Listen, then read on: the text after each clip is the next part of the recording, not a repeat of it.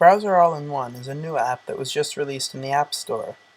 It's available for $5, and while I normally only buy apps for $1 or $2, but I made an exception for this one, and it proved to be worth it.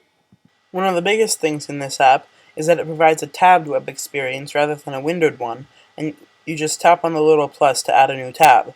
You can add as many as you want, and scroll through them like so. The address bar may look small at first, but once you tap on it, it expands to fill the whole top of the screen.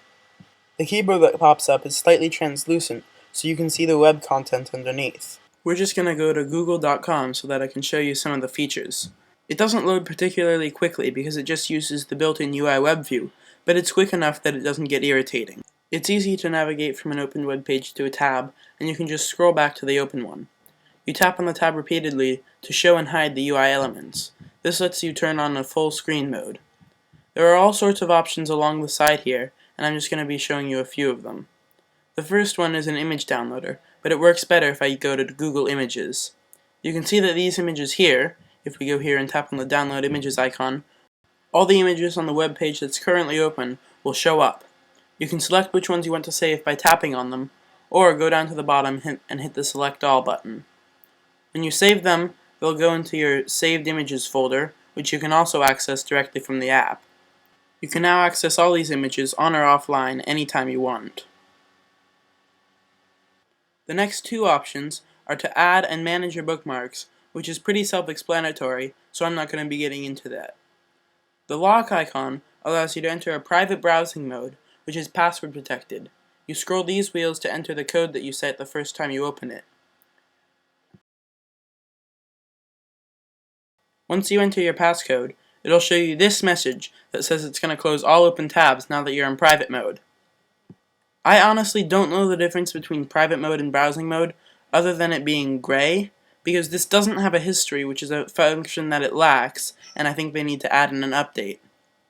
I contacted the developer, and he was quick to respond with information about things he may be adding in the next one. This included both a history and support for landscape, which are two things that I think it really needs.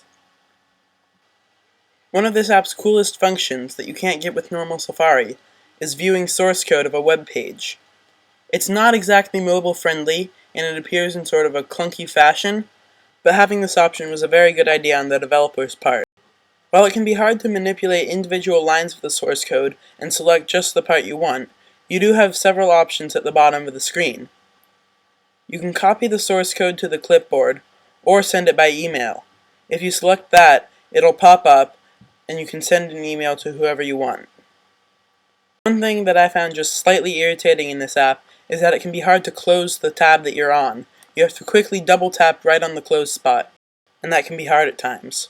All that you have in the settings is choosing the recipient or recipients of emailing the source code. The last function this app has is the info page. It basically loads HTML and shows you what each thing is. It has the email where you can contact the developer, but another problem with this app is that it does not detect email links. This can be irritating at times if you're trying to click on an email link over and over.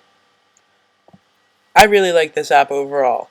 It does have a few small kinks that could be worked out, but it's a really nice experience to use. I really recommend you go download it, although it is a little pricey, but that's all for now. Thanks for watching and please subscribe.